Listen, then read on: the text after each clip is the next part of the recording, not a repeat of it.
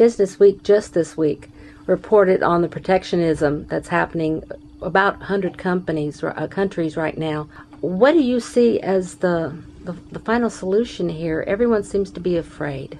It's actually a very delicate, almost a thread the needle play, because on the one hand, if you look at the basic stimulus packages that are in play in the United States, in Canada, in China, in many countries, they are jobs creation programs. That's the best form of stimulus comes when you create a job, and you're not just painting the outside of the building, and when the building's done, the job ends, but you create sustainable, competitive enterprise, right?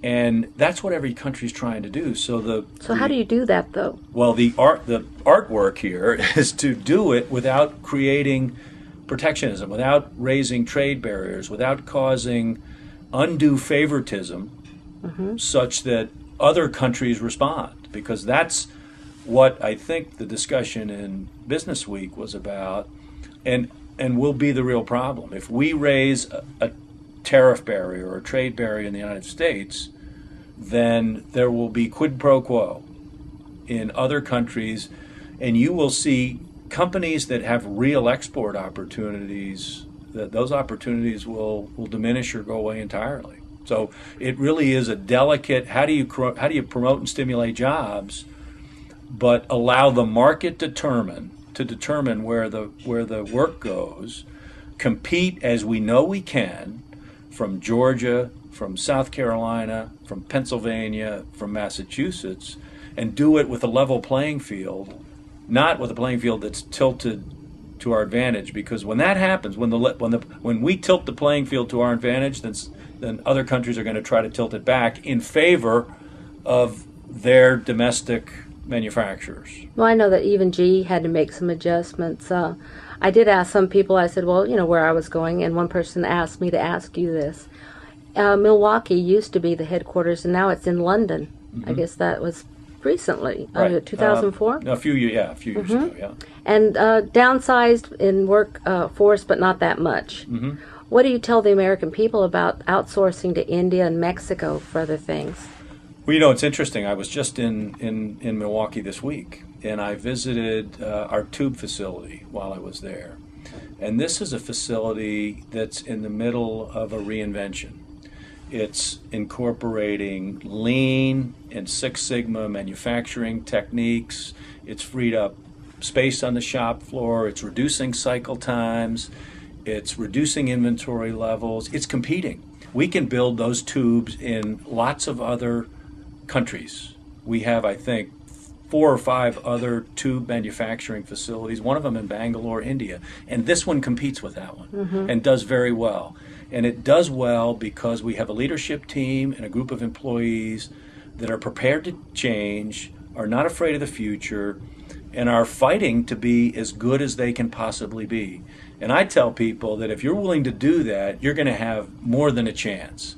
Right. If you're not willing to change, if you think that protecting everything you had 10 or 15 or 20 years ago is the way to face the future, then you're probably in trouble.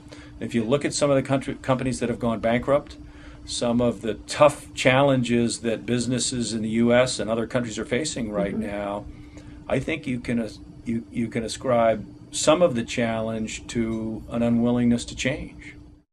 What would you see in the future for this country as far as not only business, but particularly healthcare?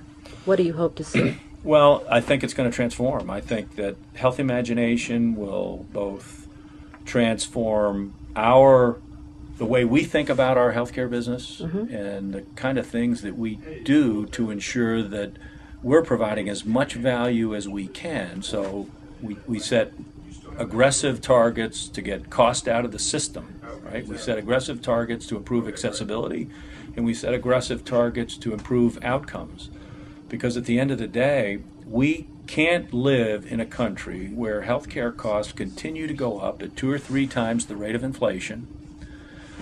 Outcomes are no better here than they are in many other countries, despite the fact that as a percent of GDP, we invest a lot in healthcare.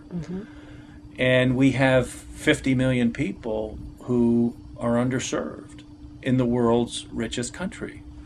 We have to do something about that. We understand we have a big role to play there.